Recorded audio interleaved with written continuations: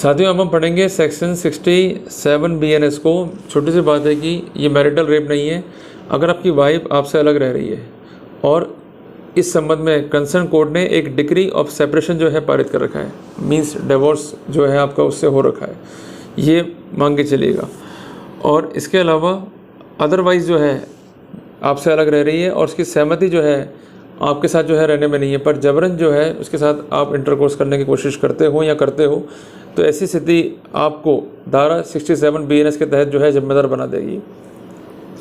साथियों यहाँ पर आपको मैं एक चीज़ स्पष्ट कर दूँ कि डिवोर्स के बाद तो वैसे भी संभावना बहुत कम होती है कि इंटरकोर्स हो, पर डिवोर्स केस पेंडिंग है या सेक्शन एंग वाला केस पेंडिंग है या वाइफ अपनी सहमति से अलग रह रही है, पर उसके आरोप ये है कि आप उसको मारते पीटते हो, तो इस सिनेरियो में जज भी कहते हुए कि साथ जाके रह लो, थोड़ा सा इसको कॉपरेट करो, 2 महीने रख लो, उसके बाद देखते हैं आगे क्या करना क्या नहीं करना।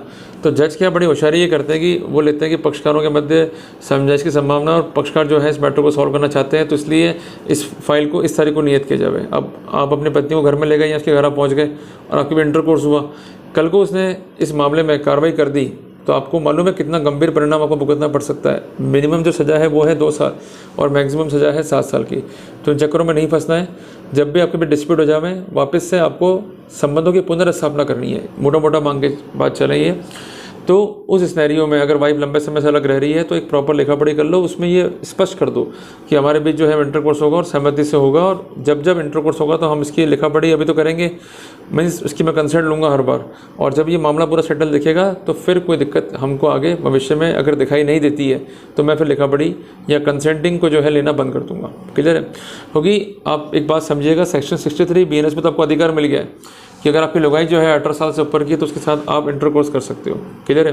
तो वो इंटरकोर्स कैसा भी हो सकता है, चाहे वो एनल सेक्स हो, चाहे वो ओरल सेक्स हो, चाहे वो वेजाइनल सेक्स हो, बट पॉइंट ये है कि वो 18 ईयर से ऊपर की होनी चाहिए। बट अगर वो अलग रह रही है और वो डिग्री ऑफ सेपरेशन के तहत जो है अलग रह रही है या अदरवाइज जो है अलग रह रही है और लंबे समय से अलग रह रही है और कंसर्न नहीं है इंटरकोर्स की, तो वहाँ जिम्मेदारी बन जाएगी। तो इनसे बचने के लिए आपको मैंने ये प्रैक्टिकल पर्सपेक्टिव बता के रखे हुए हैं, इसको जो है आपको ध्यान में रखना है। अब हम आते हैं धारा 68 BNS के ऊपर। अभी थोड़ा सा कन्फ्यूजिंग करेगा आपके लिए, क्योंकि धारा 64 में भी हम इस चीज़ को पढ़ते हुए आए हैं, तो इसमें नई चीज़ क्या हो गई है और इस सेक्शन को क्यों इंसर्ट किया गया, इसको भी जो है समझना पड़ेगा। ये कहता है कि sexual intercourse by a person in authority. तो जो अपन ने केस पढ़े धारा 64 में, तो वो थोड़ा पियोन थे, वो भी तो अथॉरिटी वाले थे कि पुलिस का जो अफसर है या कोई जज है या कोई पब्लिक सर्वेंट है या इसके अलावा कोई एडवोकेट है या कोई ऐसा व्यक्ति जिसके पास उस कंसर्न में ले कस्टडी है, या इंस्टीट्यूशन जो है उसके पास उसके अंडर मैनेजमेंट में डॉक्टर के मामले थे, कम्युनल वायलेंस हो गई उसके मामले थे, ये सब मामले कवर थे धारा 64 BNS में। तो इसको क्यों रखा गया अलग से कैटेगरी बना के, इसको भी जो है समझना होगा। पर प्रोविज़न क्या कहता है कि however being in a position of authority और in a fiduciary relationship, means relationship of trust, means relationship है एक डॉक्टर और एक क्लाइंट के बीच में, एक वकील और एक क्लाइंट के बीच में, एक्सेट्रा एक्सेट्रा। दूसरी बात है पब्लिक सर्वेंट है जो कोई, या सुपरिटेंडेंट है या मैनेजर है कंसर्न जेल का, रिमांड होम का या अदर प्लेस ऑफ कस्टडी का, या किसी ऐसे इंस्टीट्यूशन का जहाँ महिलाओं को और बच्चों को रखा गया है, या किसी कंसर्न हॉस्पिटल का वो स्टाफ है या उसका मैनेजमेंट से जो है वो जुड़ा हुआ है। अगर वो अपनी इस पोजीशन का या फिड्यूशियरी रिलेशनशिप को दुरुपयोग में लेते हुए उस महिला को इंड्यूस करता है या सीड्यूस करता है, इधर इन हिज कस्टडी और अंडर हिज चार्ज और present in the premises to have sexual intercourse with him, such intercourse not amounting to the offence of rape shall be punished with rigorous imprisonment of either description which shall not be less than 5 years which may extend to 10 years and will also liable to fine। तो कुल मिला के एक ऐसी बात यहाँ पर लिख दी गई है जो उन केसेस से इस केस को जो है अलग करता है।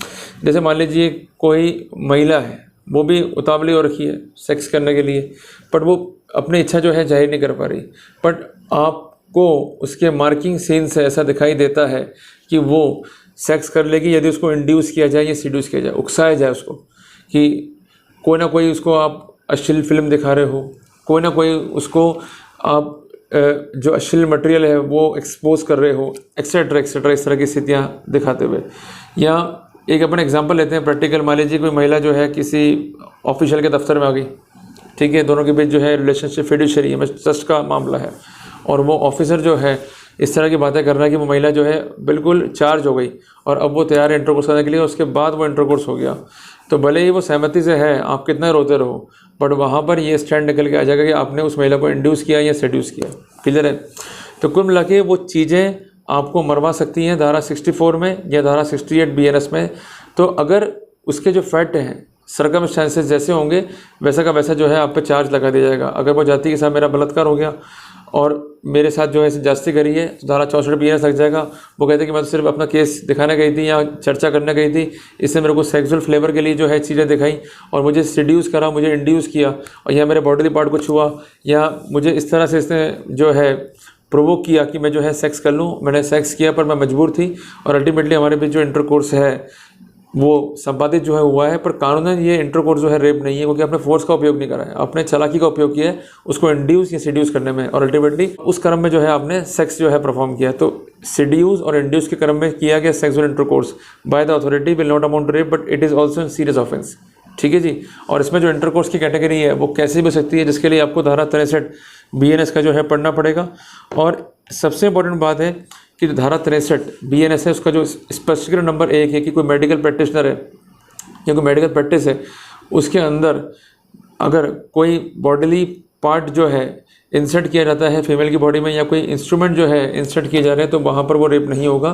तो उस एक्सेप्शन को भी हमको ध्यान में रखते हुए चलना है यहाँ पर, ताकि कोई दिक्कत जो है मेडिकल प्रैक्टिशनर्स को जो है यहाँ पर ऑब्जर्व नहीं हो। अगर मान लीजिए कोई महिला है जिसकी प्रेगनेंसी है 7 महीने की, तो आप सबको ये मालूम होना चाहिए कि अगर वो डॉक्टर के पास जाएगी तो डॉक्टर उसके वेजाइनल पार्ट को चेक जरूर करेगा। और कई बार ऐसा भी होता है कि ये कोई इंस्ट्रूमेंटेशंस का उपयोग करते हुए बच्चे की जांच करने के लिए या इसके अलावा कोई बॉडीली पार्ट का यूज़ करते हुए उस फीमेल की वेजाइनल पार्ट में जो है उन्हें इंसर्ट करना पड़ता है। तो कल को वो कहते साहब इसने मेरी बॉडी को मैनिपुलेट कर दिया या मेरा नाजायज़ फ़ायदा उठा लिया, तो उस स्नैरियो में उनको बचाव देने के लिए इन सेक्शंस को जो है इंकॉर्पोरेट किया गया। बट प्रैक्टिकल वे में आपको बार बार मैं कह रहा हूँ, समझाने का प्रयास कर रहा हूँ कि 100 रुपये 500 रुपये कम कमाएं, कोई फ़र्क नहीं पड़ता। पर अगर फीमेल का मैटर है और खासकर गायनिक इश्यूज़ हैं, खासकर प्रेगनेंसी के मैटर्स हैं, बिल्कुल दूर रहो। फीमेल डॉक्टर को लगा दो, फीमेल डॉक्टर जो है चेक करती रहे। अगर अपने पेशे से प्रेम है, लंबी डॉक्टरी करनी है, अगर नहीं करनी है तो मरो फिर, और जेल में जो है पेशा भुगतते रहना फिर, क्योंकि बहुत कठिन समय है इस समय। अगर फंस गए तो फंस गए, फिर बचाव कुछ नहीं होगा। इसके अलावा कोई फीमेल को आप कंसल्ट कर रहे हो और जहाँ आप कंसल्ट कर रहे हो आपके कंसल्टेशन रूम में CCTV लगा रहना चाहिए, इस बात का विशेष ध्यान रखना। और यही आपकी एविडेंस है, बचाव यही आपका। अगर आप डॉक्टर हो, वकील हो, कुछ भी हो, CCTV कैमरे उन प्रेमाइसेस में लगे रहने चाहिए जहाँ आपकी सिटिंग है। बिल्कुल आपको मैं बहुत बारीक बात जो है समझाने का प्रयास कर रहा हूँ। इसके अलावा अब हम बात कर रहे हैं स्पष्टीकरण नंबर 3 की, कि जो जेल है, रिमांड होम है या अदर प्लेस ऑफ कस्टडी है या ऐसे इंस्टीट्यूशन जहाँ महिलाओं और बच्चों को रखा जा रहा है, तो उस सिनेरियो में जो उनके इंचार्ज हैं उन्हें सुपरिटेंडेंट के रूप में कंसीडर किया गया। तो ये तो बेकार सी बात है, वो तो कॉमन सेंस की बात है कि जो इंचार्ज है या इंचार्ज होते हुए जो है इस तरह की हरकतें करेगा या अपना ट्रस्ट जो है ब्रिज करेगा, ही वुड बी लायबल। और चौथे में जो हॉस्पिटल है या जो वुमेन और चिल्ड्रन इंस्टीट्यूशन है उनको वही मिलेंगे जो उनको रेस्पेक्टिवली जो है असाइन किया गया है as per the BNS section 64। कुल मिला के ये तो स्पष्टीकरण तो किसी काम कर्म के नहीं है, पर स्पष्टीकरण नंबर 1 और 2 जो है काम कर्म का है सेक्शन 68 में, इस पर जो है आपको विशेषता ध्यान रखना है। और मेन बात है कि रेप में क्या है कि फोर्स का उपयोग है। जैसे आपको मैं वापस एग्जांपल समझाना चाह रहा हूँ कि कोई महिला आ गई और आप मान लीजिए डॉक्टर है या एडवोकेट है, कुछ भी अपने को एग्जांपल लेके चलना पड़ेगा, और आपने जो है कुंडली लगा दी और जबरन जो है उसके साथ आपने इंटरकोर्स किया, उसकी सहमति भी नहीं है और फोर्स का जो है आपने उपयोग कर लिया और अल्टीमेटली वो इंटरकोर्स जो है संपादित हो गया, तो ये इंटरकोर्स जो है रेप है। पर आपने इंटरकोर्स से पहले उसको अश्लील फिल्में दिखाई, आपने उसको इंड्यूस किया, सीड्यूस किया कि वो इस तरह की हरकतें करें कि जो सेक्सुअल इंटरकोर्स की कैटेगरी में आती हैं, या आपने उसके बॉडीली पार्ट को छुआ, उससे उसको इंड्यूस किया, कुछ भी किया आपने, उसके बालों को छू लिया, इंड्यूस कर दिया, तो कुल मिला के अगर वो चार्ज हो गई और उसके बाद वो इंटरकोर्स है, then it will amount to section 68 BNS violation. तो वो रेप नहीं है, बट ऐसा इंटरकोर्स पनिशेबल होगा। पर कुल मिला के जो पुलिस है वो डिफरेंशिएट नहीं कर पाएगी, जैसा फैक्ट है वैसा चार्ज लगा देगी आपके ऊपर। तो अपनी सावधानी अपने हाथ में। तो जो मैंने आपको प्रोटोकॉल बताए हैं उनको ध्यान में रखते हुए चलो, और जितना हो सके संगत करने से बचो महिलाओं की, क्योंकि ये कब आरोप लगा दें इनका कोई पता नहीं, और लगाने के बाद सारा सिस्टम इनका गुलाम बन जाता है, फिर आपको जो है भुगतना पड़ेगा। और जब भी डील विद कर रहे हैं अकेले में नहीं करना है, जिन कमरों में करने हैं उसमें खिड़की दरवाजे जो है ओपन रहने चाहिए, और अगर बंद हैं तो वहाँ पर CCTV कैमरे इंस्टॉल रहने चाहिए 2 से 3। और आपको एक बात मैं स्पष्ट कर दूं, चप्पे चप्पे पर आपको कैमरे भी इंस्टॉल करने हैं आपके वर्किंग प्रेमाइसेस में, क्योंकि वो बोले कि साहब मुझे फिर दूसरे कमरे में ले गए, फिर वहाँ ले गए और उधर ले गए। तब पर जब सब चीज़ें इंस्टॉल्ड हैं, आपके पास प्रॉपर जो है सुविधाएं हैं साइंटिफिकली, तो वहाँ पर अगर आरोप लगा भी दिए तो उनको रिब्यूट करने में आपको आसानी रहेगी। और कम से कम अथॉरिटी बुलाती भी है तो जब एविडेंस होगी तो आपका स्पेशली अगर फाइल पे होगा तो वहाँ पर आपको डिफेंड करने में जो है काफ़ी ईजी रहेगा। और जब इनका झूठ सामने आता ना तो उनकी बोलतियाँ जो है बंद हो जाती हैं। तो कुल मिला के ये इंपॉर्टेंट प्रोविजन है, इसको आपको ध्यान में रखते हुए चलना है। तो उम्मीद करता हूँ कि धारा 67, 68 BNS पे जो है हमने काफ़ी एफिशिएंटली जो है चीज़ों को समझा। अब लास्ट जो पार्ट है आज के डिस्कस का वो है सेक्शन 69 BNS का। सिंपल सी बात है कि जो कोई भी इंटरकोर्स करता है किसी महिला के साथ में, उसको विश्वास दिलाते हुए कि मैं तुम्हारे से जो है शादी कर लूँगा, तो वहाँ पर वो जो है वो जिम्मेदार होगा। और शादी का झूठा वायदा में एम्प्लॉयमेंट का झूठा वायदा भी जो है शामिल है। इसलिए आपको मैंने अलग से वीडियो बना के ये कहा भी था कि जब भी आप किसी महिला के साथ जो है संपर्क में आ रहे हो और आप खुद मैरिड हो तो ये रिलेशनशिप जो है लिव इन रिलेशनशिप है। और कॉर्पोरेट्स में तो ये रिलेशनशिप बहुत कॉमन है। उस कंडीशन में एग्रीमेंट लिखना है आपको, उसमें साफ साफ लिखना है कि भाई मैं शादीशुदा हूँ, मेरा नाम ये है, मेरी पत्नी का नाम ये है, मेरे बच्चे हैं, मेरे पिताजी का नाम ये है, माताजी का नाम ये है, मैं यहाँ पर रहता हूँ, और जो हम कुछ करेंगे वो एक सेक्स है और कुछ भी नहीं है इसके अलावा। मैं तुमसे शादी करना नहीं चाहता हूँ, ना मेरी ऐसी कोई इंटेंशन है, सिर्फ मैं सेक्स को एंजॉय करने के लिए शादी कर रहा हूँ। और सेक्सुअल इंटरकोर्स में मैं सिर्फ वेजाइनल इंटरकोर्स करूँगा, मैं ओरल इंटरकोर्स या एनल इंटरकोर्स जो है वो नहीं करूँगा। ये स्पष्ट करते हुए चलो। और उसके बाद आप जब भी इंटरकोर्स कर रहे हो एक एक चीज़ को, उसके बाद की जो बातचीत है उसको रिकॉर्ड करते हुए चलो, क्योंकि कल को वो कोई आरोप लगाते हुए तो ये जो एविडेंसेस हैं जो हमने इकट्ठी करी है वो हमारे बहुत काम आने वाली है। जो खर्चे उस महिला पे कर रहे हो या जो वो महिला है जो खर्चे आपसे करा रही है उसके खाते में डाल दो पैसे, फिर वो खर्चे अपने आप करते रहे। पर उससे आपको कोई रिवर्ट एंट्री नहीं लेनी है, हमेशा आपको उसके खातों में डालना है पैसा और उससे वो आगे खर्चा करते रहे, वो जाने। और इसके अलावा जहाँ तक बात है नौकरी की, नौकरी अगर आप एक बड़े संस्थान में जो है काम कर रहे हो तो वहाँ पर नौकरी देने के लिए एक पैनल बना दो, और वो पैनल जो है लड़कियों को सेलेक्ट कर ले या जो भी जिसको एम्प्लॉयमेंट देना सेलेक्ट कर ले, उसके बाद फाइनल इंटरव्यू लेने बैठ जाओ, और वो भी एक पैनल होना चाहिए। और जो भी प्रमोशन देने हैं या जो भी उनको एम्प्लॉयमेंट देने हैं वो काम आपको नहीं करने हैं, आप अलग से विंग बनाकर उनके जरिए जो है ये काम कर सकते हो। और उनसे भी आप ये एग्रीमेंट कर लो कि जब जब वैकेंसी कॉल होंगी उसके इंटरव्यू होंगे तो वो संडे को होंगे, और उन मीटिंग्स को, उन प्रमोशंस की जो है स्थितियों को जब मीटिंग्स होंगी उनको जो है रिकॉर्ड करके उनका एक प्रॉपर जो है ई डाटा जो है मेंटेन किया जाएगा।